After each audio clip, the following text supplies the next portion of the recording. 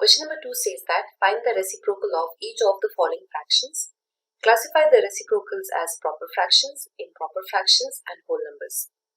So before we get on to finding the reciprocal of each of the following fractions and then classifying them into different categories, we'll first try to understand what are proper fractions, improper fractions, and whole numbers.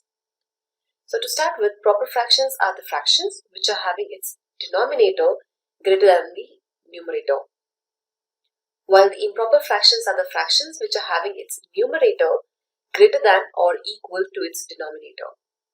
And the whole numbers is a collection of all positive integers including 0. Now, we'll start with the very first bit where we have 3/7. To get its reciprocal, we can flip the fraction or invert the fraction.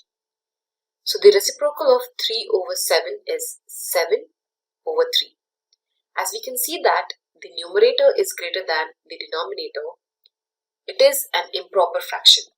So we write here that the reciprocal of 3/7, which is 7/3, is an improper fraction.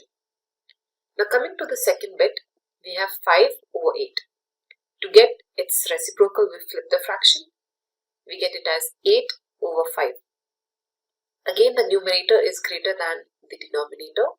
So this is an improper fraction again. Coming to the third bit, we have 9/7. Its reciprocal can be found by inverting or flipping the fraction, and we get it as 7/9. Here the numerator is smaller than the denominator, so this is a proper fraction. Coming to the fourth bit, we have 6/5. Flipping it or inverting it will give us the reciprocal, and that is 5/6.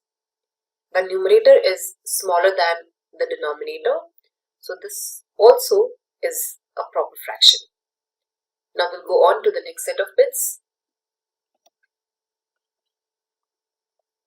In fifth bit, the fraction that we have is 12/7. Flipping it will give us 7/12. Now we see that the numerator is smaller than the denominator. So this fraction that we have found after flipping the given fraction, which is the reciprocal of it, is a proper fraction. Now coming to the sixth bit, we have 1/8. To get the reciprocal, we'll flip it or invert it, and what we get is 8/1, which is 8 itself. Now this is a whole number.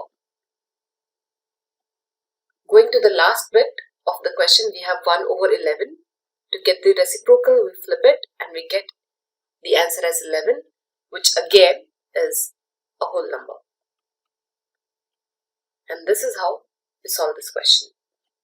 To learn more about how QMath can help you crack school and board exams, explore QMath Leap, a live online classroom program run by highly experienced and committed teachers.